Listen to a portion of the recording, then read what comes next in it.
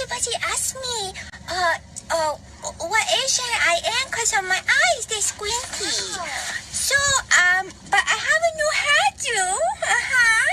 I was starting to lose. And you know, so right now I feel like I want to show the world my heart and who I am inside, and let those that want to see it, I welcome.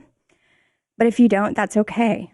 I think that along the way we make mistakes and we challenge ourselves to be better people. And as long as we're learning and growing from that, then that's what's important. I've written down my thoughts and emotions, feelings all on this piece of paper, actually multiple, and I've journaled throughout the time that I was away. And I feel that it's important to share all of this with you. So I apologize if I'm going to kind of read a little bit. But, you know, I just really want to live, laugh, and love in this world we live in. And I think a lot of people do. And that's one of the things that I love so much about Stephanie and Trey, and that our bond that we have together is that we love each other. We laugh together, and, you know, we live through things together, ups and downs. And that's why I think that we love to share who we are with people and take them on this journey with us with our podcast. And we appreciate them for joining us. So thank you. One of the things that I learned, and I guess I just really didn't put it together, and call me ignorant or just not knowledgeable, but that as humans, like, we actually feel, not just like with touch, but like we feel mentally and physically. And we have the power, you know, just being human, to feel other people's joy and to feel other people's pain. And I think that it's crazy, because that is so powerful, and that tool can be used to literally just hurt people and hate people. And rather than building people up with compassion and empathy and, you know, empowering and uplifting, we take it and we hurt people. And it kills me to know that it even exists, but we do.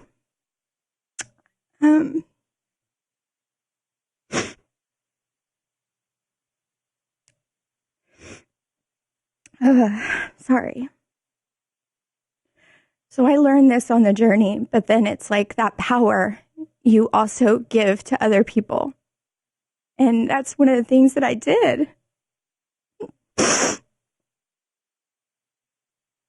And, you know, self-love is also something that is very important.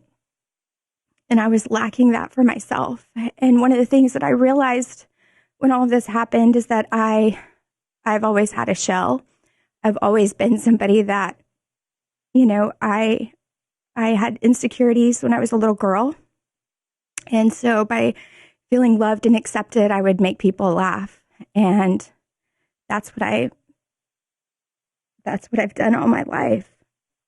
Let me just say, like, you know, what I did a few years ago, I'm just going to go ahead and break it down for you, is that what I did a few years ago is I did this video, and it was in reference, it was essentially 4 years ago, and it was in reference to, you know, a scene on season 2 of RHOD where the ladies were talking about my features, and in particular my squinty eyes. And once again, that's something that I've been insecure about. So I made a video poking fun of myself, and what was taken out of context, you did not see the follow-up with, like, stay tuned for this week's episode. And then I immediately took the post down and posted a public apology.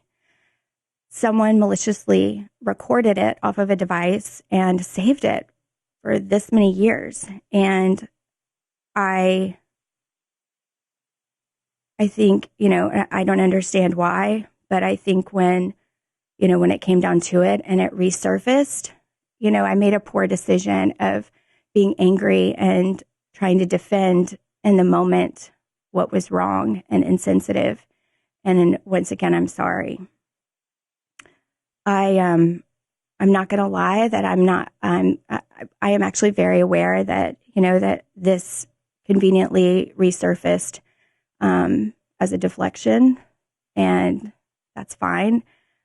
But I think that the part that like breaks my heart is that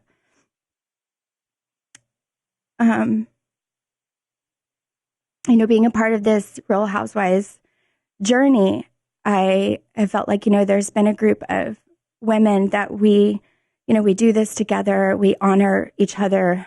It's such a humbling experience at the same time. And there's so many blessings that have come out of it, especially for me.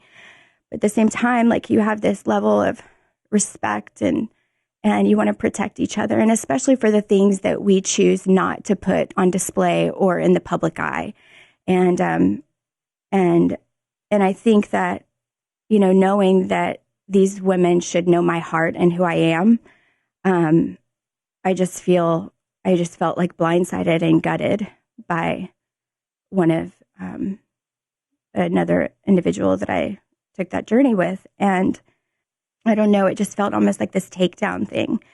And I have to say that, and it went from, making an example out of me to becoming this, now I became this like public, international example. But the example ended up being not a platform to make an example out of me. It became a campaign for hate and bullying. And that's where I want to really address, and for people to understand, is that your actions, your words, the things that you say really do affect people. They hurt people. And it's like, for someone to, I think, know my heart and know who I am, yes, like, please, you can call me, you can text me, and thank you. I appreciate you. I'm all about constructive criticism and making myself a better person. But what it did was, by sources going and going and going, it was like the intent to humiliate, shame, hate, bully. And that's where I'm getting at, where I just want y'all to understand, like, how I ended up, getting help, and why I ended up getting help.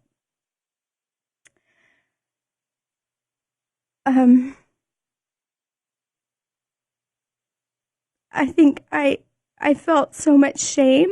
I felt bullied. I felt, I didn't feel like living anymore.